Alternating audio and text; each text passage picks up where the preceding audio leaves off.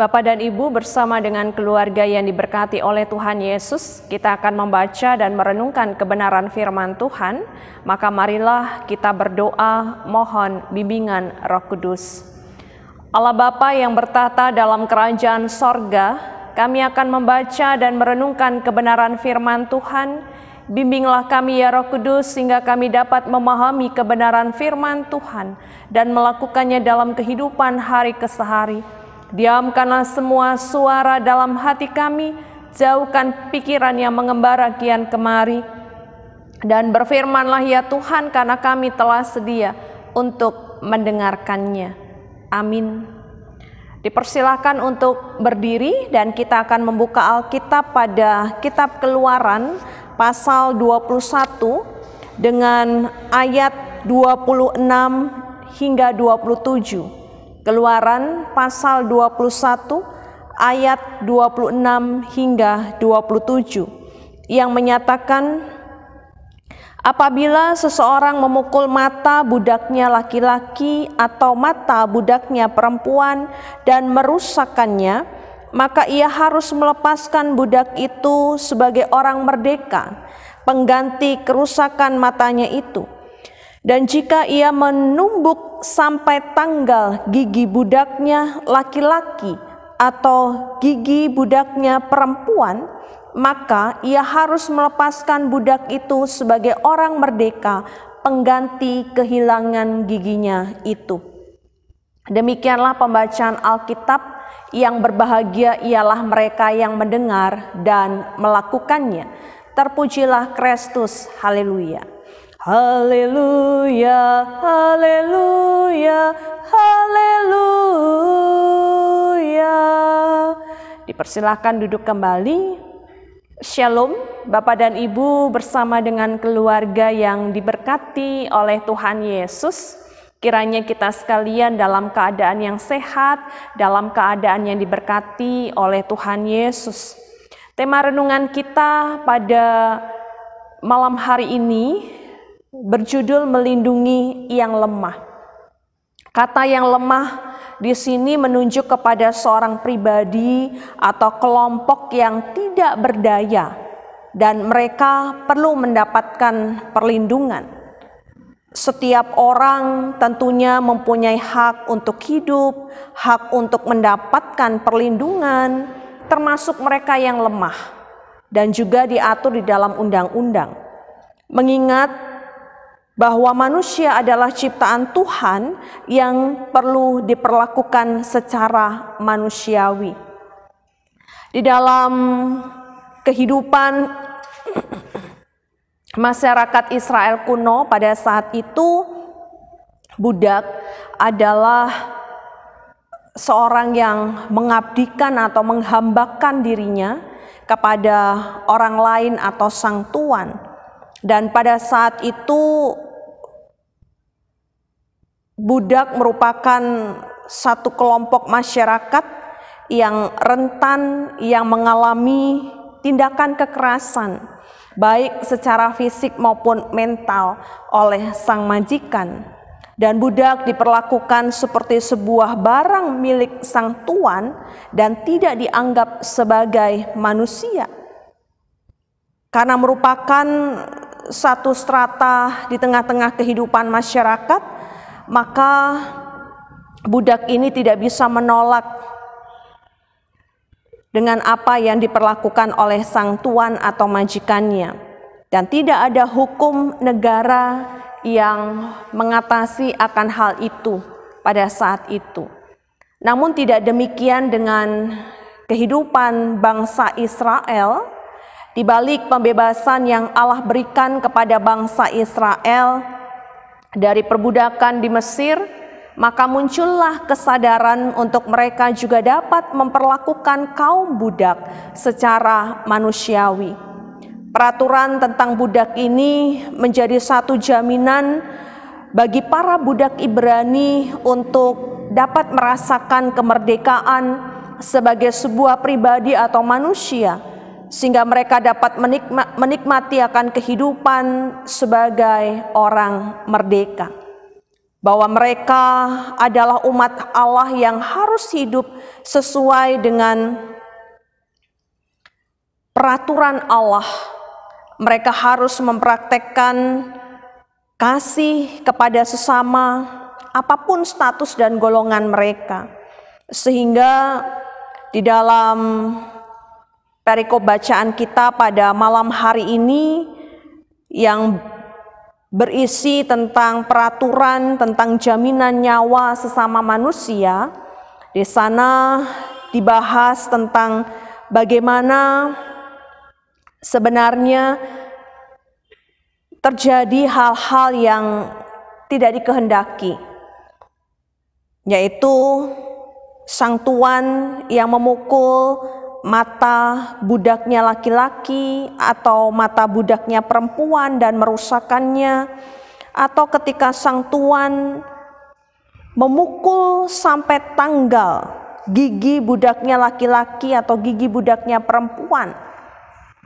Dan ini tentunya merupakan satu tindakan aniaya atau kekerasan dan harus dihentikan.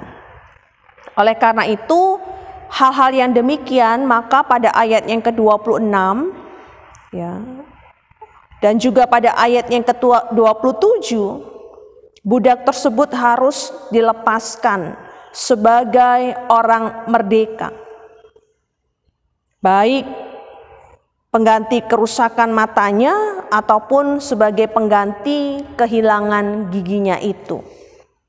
Dan apa yang dialami oleh sang budak dalam status untuk dibebaskan sebagai orang merdeka, ini sama juga dengan yang wajib diterima oleh para budak setelah 6 tahun bekerja kepada sang tuan, sehingga pada tahun yang ke-7 dia dibebaskan.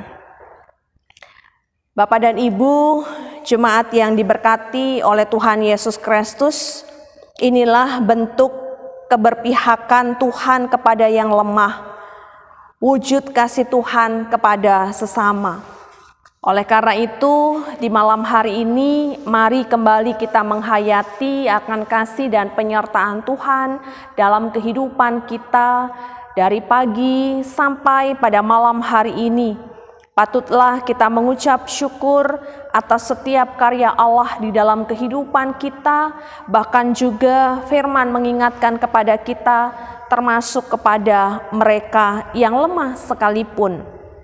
Pembebasan yang Allah lakukan dalam Kristus mengingatkan kita untuk dapat melanjutkan kasih Tuhan kepada sesama, secara khusus kepada mereka yang lemah, dengan memperlakukan sesama kita secara manusiawi, yaitu dengan tidak berlaku kasar, dengan tidak menganiaya mereka yang lemah. Contohnya kepada asisten rumah tangga kita atau orang-orang yang ada dalam status sosial ekonomi yang mungkin tidak sama dengan kita.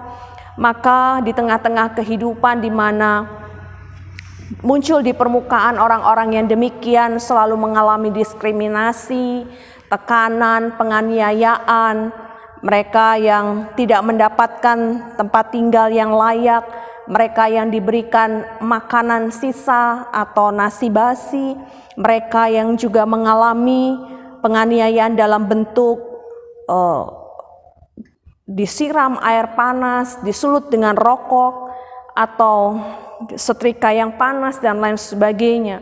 Di tengah-tengah kehidupan yang demikian inilah maka kehidupan orang percaya dipanggil untuk menyatakan akan kasih Tuhan kepada sesama dengan menghentikan tindakan-tindakan kekerasan tersebut.